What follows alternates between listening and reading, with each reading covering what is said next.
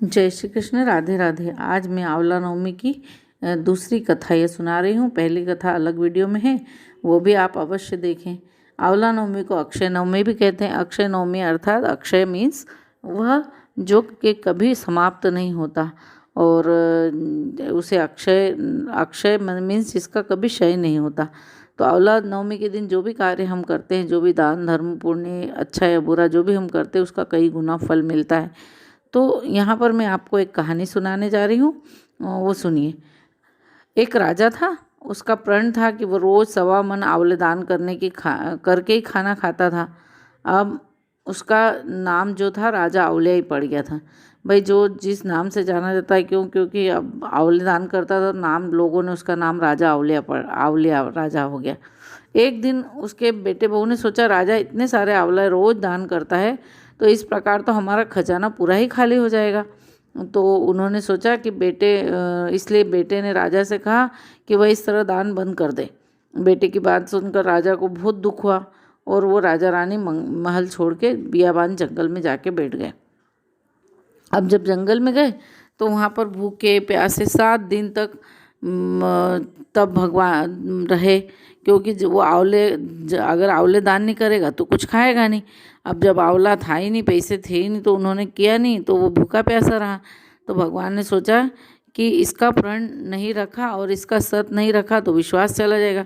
इसलिए भगवान ने जंगल में ही महल, राज, बाग, बगीचे बना दिए और ढेर आंवले के पेड़ लगा दिए।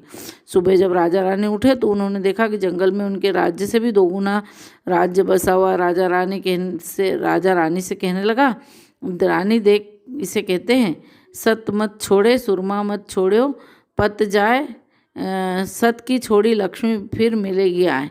यानी कि जो है हमको हमारी सत्य पर अडिग रहना चाहिए।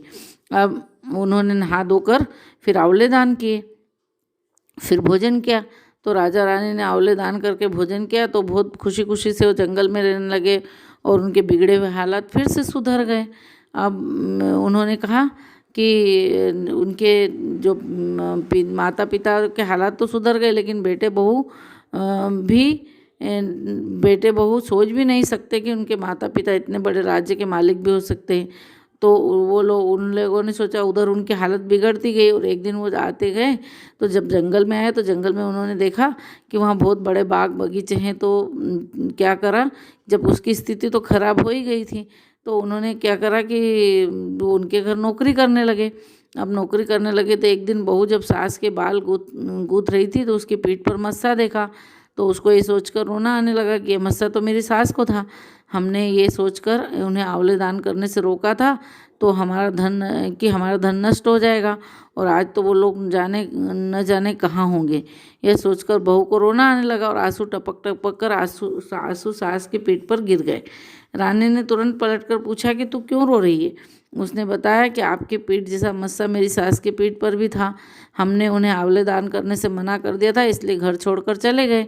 तब रानी ने उन्हें पहचान लिया और सारा हाल पूछा और अपना हाल बताया, और अपने बेटे बहू को समझाया कि दान करने से धन कभी कम नहीं होता बल्कि बढ़ता ही है।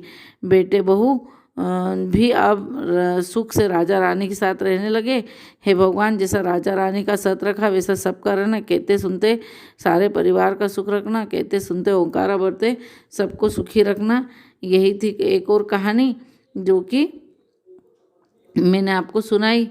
अब इसीलिए हमको दान धर्म पुण्य करते ही रहना चाहिए, और कार्तिक के महीने को तो मैं तो स्पेशली जो हम कर सकते हैं अच्छा वो सब करना चाहिए।